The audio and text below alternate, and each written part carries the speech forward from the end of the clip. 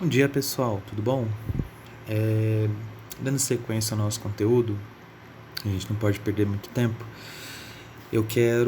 Vou utilizar aquele mapa mental que eu passei para vocês na semana passada. Vou passar por cima de alguns assuntos e vou reforçar o principal assunto que eu quero tratar com vocês nessa aula e reforçar, né, aprofundar um pouco mais na questão da administração colonial, as instituições coloniais e a estrutura, né, que vai se formar nesse contexto. Então, o primeiro ponto aqui que eu ressalto com vocês é a questão do mercantilismo, né? As características que na outra aula eu expliquei para vocês, ressaltei bastante, né? Os aspectos, esses 4 aspectos aqui do mercantilismo. Precisa de salientar muita coisa. Os aspectos econômicos também está muito bem explicado aqui, né? As características dos aspectos econômicos. Eu só não coloquei aqui que a principal atividade econômica na América Espanhola vai ser a atividade da mineração. Tá? Nós teremos algumas regiões que vai ter, né, uma prática de uma agricultura, uma pecuária, mas muito fraca em relação à exploração de metais preciosos. Então eu coloquei aqui muito bem organizado, né, muito bem detalhado a questão da mita, encomenda, isso aqui é a base, né, econômica e a mão de obra na América colonial. Se alguém perguntar, por exemplo, se houve a presença de escravos africanos, você pode falar que sim, mas em relação, por exemplo, à colonização portuguesa, o número de escravos africanos é um número muito pequeno, que vai ficar mais concentrado na região ali das Antilhas. O que são as Antilhas? As Antilhas é aquela formação de ilhas que fica ali no mar do Caribe. Cuba, Haiti, Jamaica, e basicamente outras ali que eu não me recordo agora, mas basicamente é aquela região ali do mar do Caribe. E por que eles não vão colocar os escravos africanos para trabalhar na exploração, na extração do minério, né, dos metais preciosos? Porque basicamente os nativos eles já tinham esse hábito, né, de explorar, já tinham conhecimento, né, dos locais onde havia presença desses metais preciosos, então eles decidiram permanecer com a mão de obra indígena, que já tinha um hábito de exploração dessas regiões, e vão permanecer nessa estrutura, reaproveitando a mita, que era um costume dos incas, né, imposto pelo imperador, algumas obrigações que os nativos tinham que fazer, e a encomenda vai ser um hábito dos espanhóis lá na Península Ibérica, que eles vão trazer para as colônias, né, vão forçar os indígenas a trabalhar mediante a proteção e principalmente a conversão ao catolicismo, a educação cristã. Essa era uma justificativa, né, que eles atribuíam, né, a questão da utilização da encomenda. E aí o ponto mais importante que eu quero ressaltar com vocês, a administração colonial, as instituições coloniais e as divisões administrativas. Eu vou bem rápido nelas, né? As orientações políticas e econômicas do Novo Mundo partiam da Espanha por meio de 2 importantes órgãos criados no início do século XVI. O primeiro que nós temos aqui, que vai ser fundado em 1503, era chamado de Casa de Contratação. A Casa de Contratação ela tinha uma função mais relacionada com o aspecto econômico das colônias, né, principalmente a exploração de metais preciosos. Então aqui eu coloquei algumas características. Sua função principal era direcionar os aspectos administrativos e econômicos, como eu já ressaltei, do Novo Mundo. Vai recolher os tributos, né, tudo que era explorado aqui nas colônias, na América. Você tinha, né, a obrigação de pagamento de tributos, e quem vai organizar isso, quem vai coletar esses tributos será a Casa de Contratação. E nós teremos também o sistema de frotas, tá? Para evitar as ações de piratas. O que é esse sistema de frotas, que é organizado também pela Casa de Contratação? Se, por exemplo, se um navio, se uma embarcação saísse da Espanha e fosse para as colônias, um único navio, ele estaria muito vulnerável a um ataque de um pirata ou de vários navios piratas. Então, para evitar essas ações dos piratas, principalmente ali na região das Antilhas, que a gente vai ter a atuação dos bucaneiros, que são os famosos piratas do Caribe, né? O filme, né, ele é inspirado nesses personagens ali que ficavam no Mar do Caribe, os bucaneiros, para evitar ações dos bucaneiros e mais tarde as ações dos corsários. A gente vai ter a implementação do sistema de frotas. Em vez de uma única embarcação viajar sozinha, cruzando todo o Atlântico, a gente vai ter um número muito maior, com uma estratégia, né, militar, com alguns navios batedores na frente, né, e na retaguarda, protegendo essas embarcações e também protegendo, né, os produtos muito valiosos, né, prata, ouro, né, basicamente nesses navios. E aí nós teremos também a política do porto único. O que seria, o que significa essa política do porto único? Essa política, essa simboliza, assim, quando você bate o olho nela, quando você compreende ela, você percebe claramente ali, né, a mão do rei absolutista agindo, né, conforme os seus interesses. A política do porto único, eu coloquei ali, né, a utilização apenas do porto de Sevilha. Coloquei uma imagem aqui para vocês, o porto de Sevilha como base para o desembarque de navios oriundos do continente americano, não só apenas embarcações que chegavam das colônias americanas. Os navios saíam em frotas das colônias, um número muito grande de navios, né, para evitar claramente o ataque de piratas, e se direcionavam para a Espanha. E lá na Espanha eles não podiam desembarcar esses produtos em qualquer portos. Eles eram obrigados, inclusive, a desembarcar essas mercadorias, esses produtos muito valiosos, né, para a coroa espanhola, no porto de Sevilha, e unicamente no porto de Sevilha. Por isso, né, que vai chamar de política do porto único. E isso não acontecia só apenas com as embarcações que saíam das colônias. Toda embarcação, por exemplo, que saísse também, todas as embarcações que saíssem também da metrópole, da Espanha, tinham que passar pela casa de contratação e sair do porto de Sevilha. Isso era uma forma de se controlar, de se administrar, uma administração extremamente rígida, né? E essa foi a forma, né, como a coroa espanhola encontrou para garantir que os seus interesses fossem defendidos. Então, basicamente, isso é a política do porto único, do porto único, né? A utilização do porto de Sevilha para desembarcar as mercadorias ou para levar as mercadorias para as colônias, algum suprimento, né, que era necessário levar para as colônias. E além disso tudo, a gente vai ter também a atuação da casa de contratação como mediadora se gaguejar perde. A mediação de disputas mercantis e comerciais. Ela vai ter também essa função, né, de mediar alguns conflitos entre os capitães dos navios, os comerciantes, os estrangeiros e assim por diante. Percebem que é um aspecto mais econômico, né, que ela vai ter essa atuação.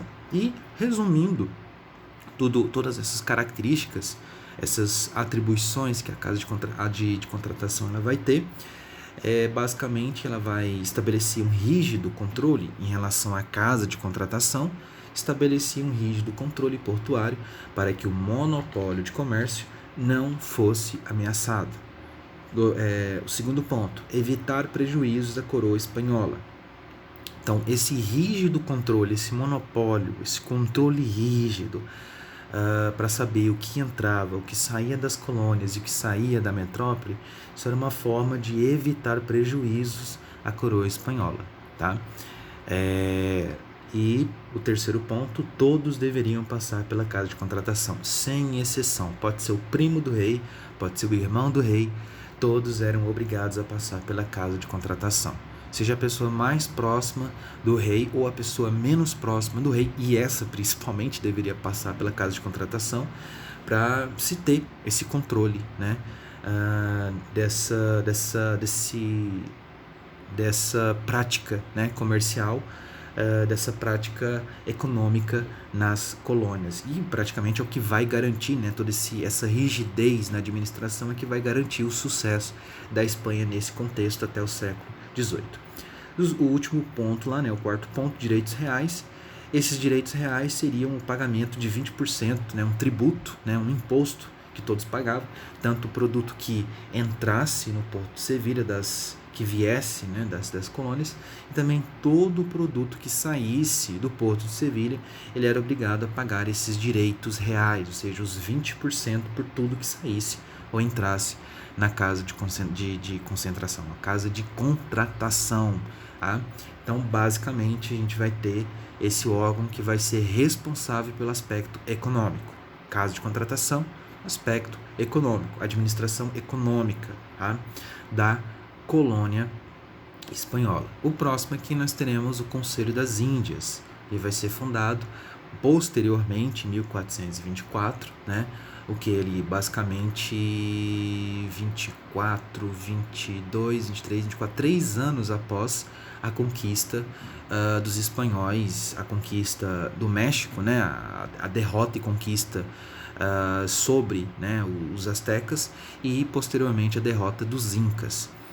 Quando isso acontece, essas duas derrotas, mais na frente eu vou esclarecer mais um pouco essa questão, rapidamente esses indivíduos, né, os dois lá mais conhecidos, o Hernán Cortés e o Francisco Pizarro, eles são obrigados, né, a elaborar relatórios e enviar esses relatórios para a coroa espanhola, no caso, para a casa de contratação, que mediante, né, a leitura desses relatórios eles vão ficar extremamente empolgados, né, principalmente o rei espanhol vai ficar extremamente empolgado devido à presença, muita presença de metais preciosos nessa região. Então, por isso que já logo ali em 1524 a gente vai ter a configuração, né, a inauguração, a palavra não é a palavra certa seria mesmo configuração do Conselho das Índias. Então, primeiro ponto, seus membros eram escolhidos diretamente pelo rei.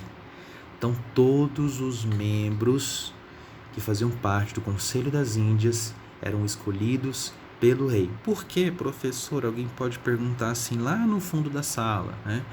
Basicamente, esses membros eles deveriam ser escolhidos pelo rei porque eles tinham, né, uma relação muito próxima com o rei, e isso vai facilitar para os interesses do rei ser defendidos no Conselho das Índias e também nas colônias. Segundo ponto, principal órgão de controle da América Espanhola.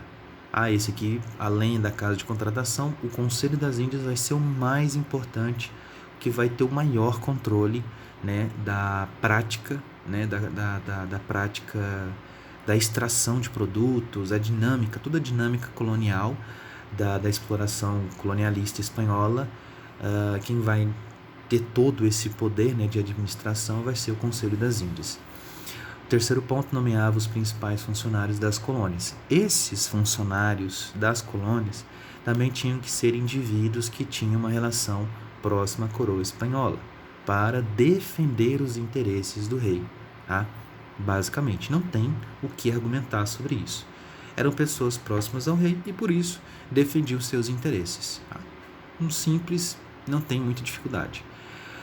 Quarto ponto, cuidavam da regulamentação econômica nas colônias. A casa de contratação, ela também vai ter essa atuação econômica, né, na administração econômica. O Conselho das Índias ele vai reforçar esse controle, essa regulamentação econômica nas colônias. Tá? Essa palavrinha é muito importante, regulamentação, regulamentar, tá? Tornar uma prática lícita, né, na colônia. E o quinto ponto,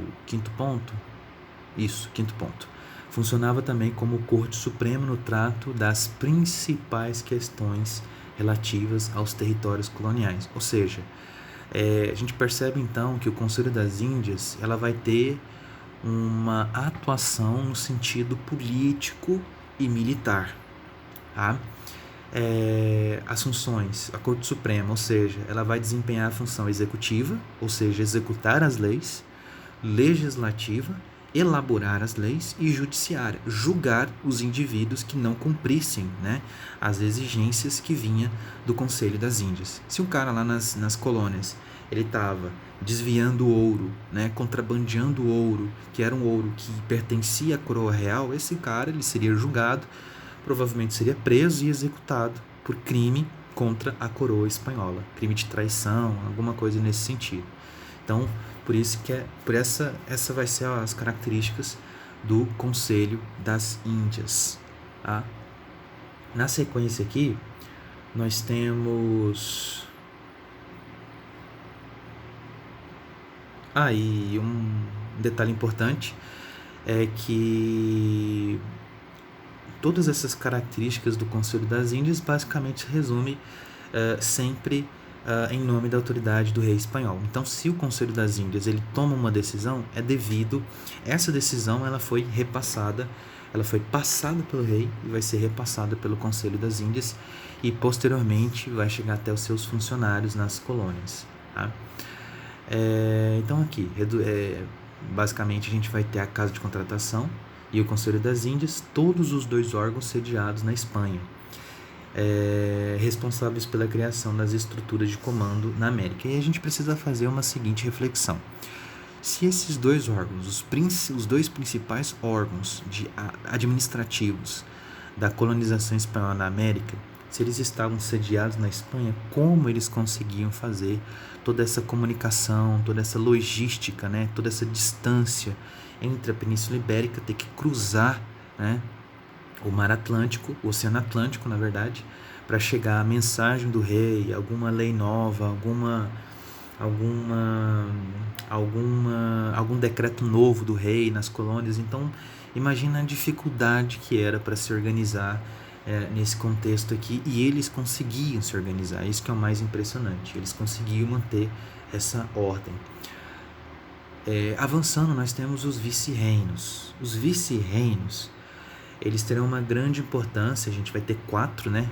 Basicamente, a gente vai ter os 4 vice-reinos. Na América, no caso, né? A gente vai ter em outros locais outros vice-reinos que vão ser controlados pela Espanha, e isso só reforça ainda mais, né, a extensão territorial, como ela era vasta, né, para esses dois únicos órgãos eles administrarem. A gente vai ter o vice-reino da Nova Espanha, da Nova Granada, Peru, do Rio da Prata. Todos eles simbolizados aqui no mapa, né, na cor laranja, tá? Então, do que se trata os vice-reinos? Principais centros comerciais, não esquece disso. Principais centros comerciais e controlados pelos vice-reinos, tá? Controlados pelos vice-reinos, nomeados pelo Conselho das Índias e submetidos judicialmente ao controle das audiências. Então, os vice-reis que controlavam essas principais regiões, que eram regiões muito importantes economicamente falando, eram as regiões que tinham a intensa prática da mineração, né, exploração de ouro e de prata e alguns outros metais preciosos, mas principalmente ouro e prata. E devido a essa grande importância econômica dessas regiões, né, desses 4 vice-reinos, os vice-reis, apesar de terem sido escolhidos pelo Conselho das Índias, que eram pessoas próximas à coroa real, que estavam na América, nas colônias, para executar os interesses do rei da Espanha, da coroa espanhola, mesmo assim, eles não tinham total liberdade. Eles não podiam fazer o que pintasse na cabeça deles. Eles tinham que cumprir as leis, cumprir as regras, e se descumprisse alguma dessas leis, eles sofreriam severas consequências, tá? E uma forma que a coroa real conseguiu, né, pensou para fiscalizar, a palavra perfeita, né? Fiscalizar a função, né? O desempenhar da função dos vice-reis, o trabalho dos vice-reis, vai ser o controle através das audiências. Essas audiências, elas vão funcionar como tribunais que eram conduzidos por ouvidores vitalícios. O que é um ouvidor vitalício? Uma espécie de um juiz que o cargo dele, né, a palavrinha vitalício, ela dura até a morte desse indivíduo. Então, até o cara, no período que ele está vivo, ele vai atuar como esse ouvidor dentro das audiências que vai controlar e vai, né, fiscalizar as atividades dos vice-reis. Isso era uma forma de não acontecer um desvio, né? O vice-rei, por exemplo, o poder subir a cabeça dele, ele começar, por exemplo, a desviar o ouro, contrabandear o ouro, tá? Então, eram tribunais conduzidos por ouvidores vitalícios nomeados pelo rei e que tinham amplas atribuições a ponto de poderem julgar as ações dos vice-reis. Então, basicamente isso. Os vice-reinos eram principais regiões econômicas. Os vice-reis, eles eram escolhidos pelo rei, pela coroa real, eram, né, escolhidos a dedo. No entanto, não tinham total liberdade para atuar nas colônias, eram submetidos, né, ao julgamento das audiências. Na sequência, nós temos as capitanias gerais. As capitanias gerais, eu não vou enrolar muita coisa, a gente vai ter essas aqui, todas essas 5 capitanias gerais do Chile, eu coloquei na ordem cronológica, Chile, Yucatán, Guatemala, Cuba, Venezuela. Basicamente, as capitanias gerais representavam regiões desenvolvidas de forma incipientes, ou seja, um desenvolvimento inacabado, não estavam ainda sob domínio total dos espanhóis. Regiões não pacificadas, mas estratégicas do Império Espanhol na América. Resumindo tudo isso, né, as capitanias gerais caracterizavam-se por serem zonas de importância estratégica para a luta contra as potências estrangeiras, contra a pirataria e assim como a luta contra as tribos indígenas de difícil submissão. Se vocês voltarem no mapa lá, vocês percebem que essas capitanias gerais, elas estão situadas no litoral. Então, por isso que elas são regiões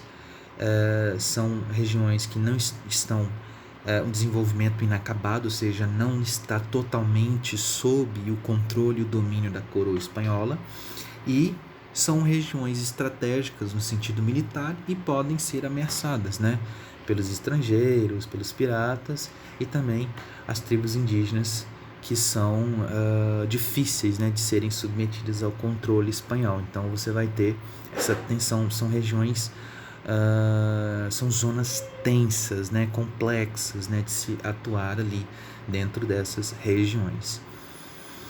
Na sequência nós temos os cabildos, né, a formação dos cabildos ou dos ayuntamientos. Cabildo, do espanhol, significa conselho, e os ayuntamientos do espanhol significa câmaras municipais, se eu não estiver enganado.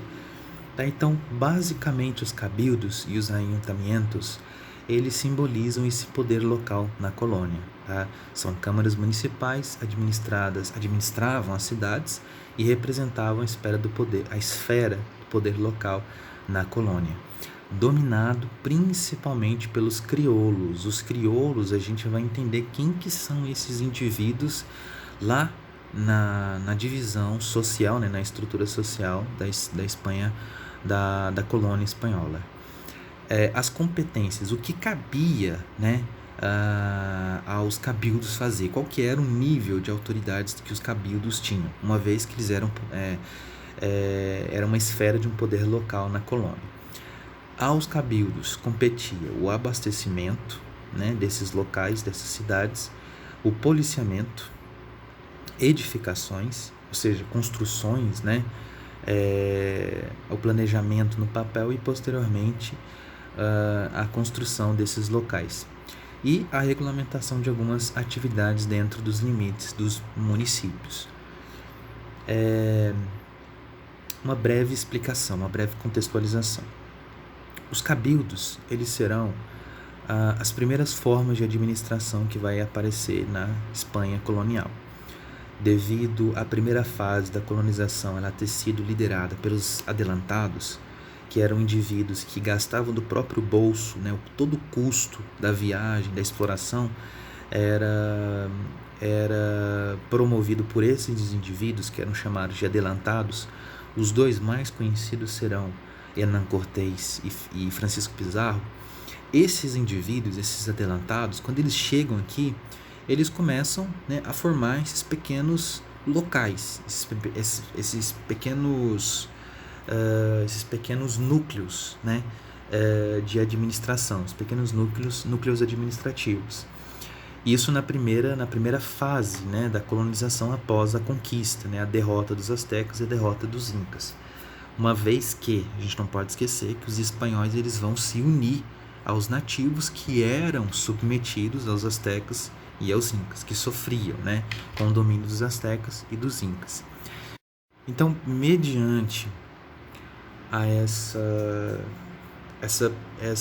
primeira fase da colonização, eu perdi um pouquinho de raciocínio, mediante esse primeiro ponto, né, essa primeira fase da colonização, que vai ser liderado por esses adelantados, que eles vão custear todo esse processo, né, desde a saída da Espanha até a chegar aqui nas colônias e tudo mais, né, na região da América.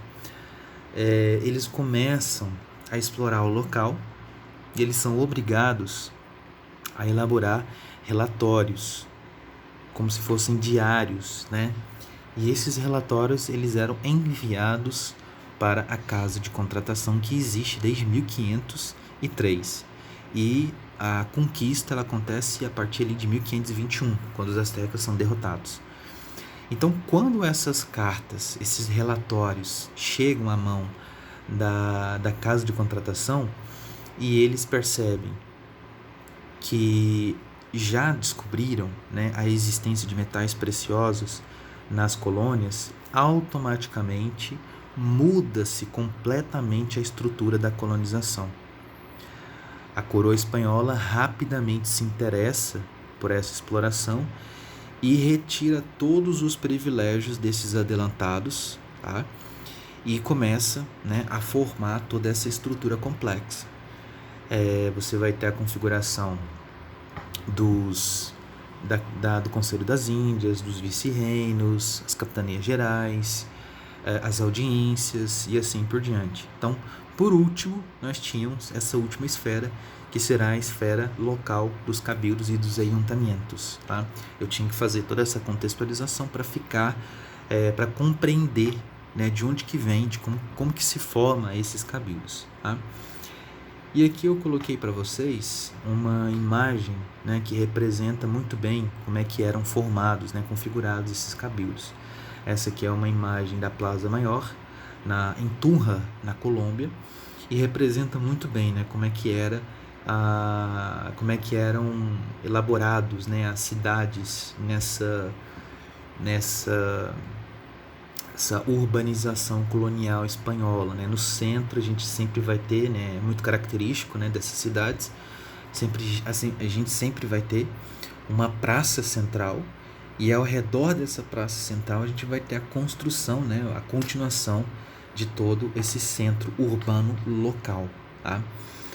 A praça, claro, representando o marco inicial desses cabildos, né, dessa administração local. Na sequência, nós temos um ponto muito importante, que será a questão da sociedade colonial espanhola. No topo dessa pirâmide, né, social espanhola, nós temos os chapetones, tá? Os chapetones era formado pelos espanhóis nascidos na metrópole. Sim, não tem segredo isso aqui, não tem segredo nenhum em entender essa sociedade espanhola, isso nas colônias, tá? Então os chapetones, eu esqueci o que significa os chapetones em espanhol, não lembro agora.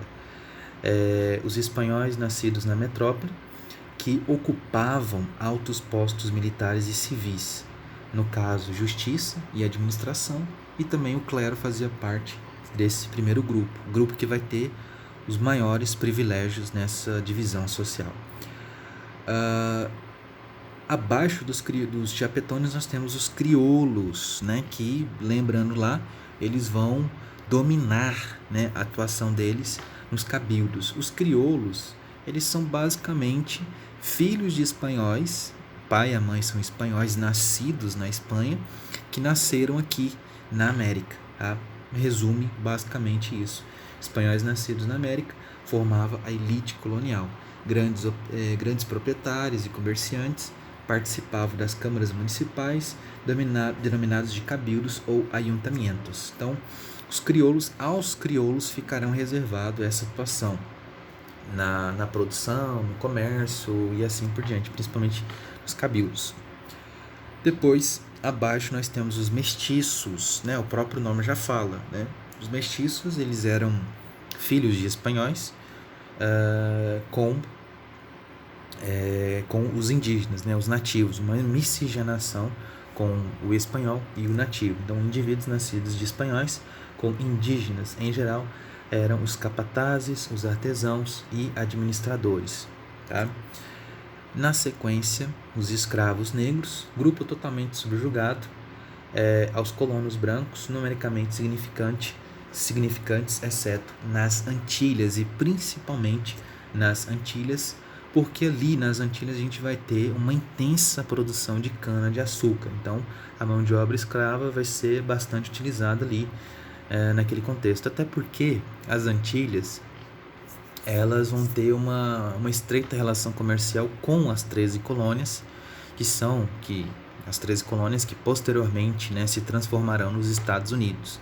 Lá na frente a gente vai ver como é que era esse comércio, né, essa relação comercial que as Antilhas executavam com as 13 colônias, no caso as colônias do sul, né, das 13 colônias ali que vai formar a costa leste dos Estados Unidos.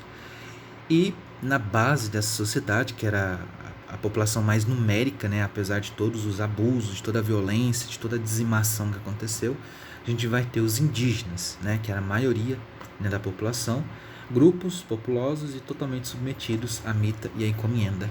E aí fecha toda a nossa explicação sobre esses, tudo sobre esse contexto aqui, e levou acho que estendeu um pouco, né, a nossa explicação, mas basicamente eu tentei ser o mais breve possível, tá?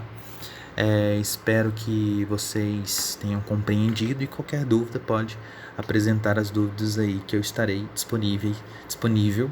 Hoje eu tô ótimo, né, para falar o português. Estarei disponível para respondê-los a qualquer instante, beleza? A gente se vê aí nos próximos minutos aí na nossa aula nessa manhã. Então valeu, falou e um abração.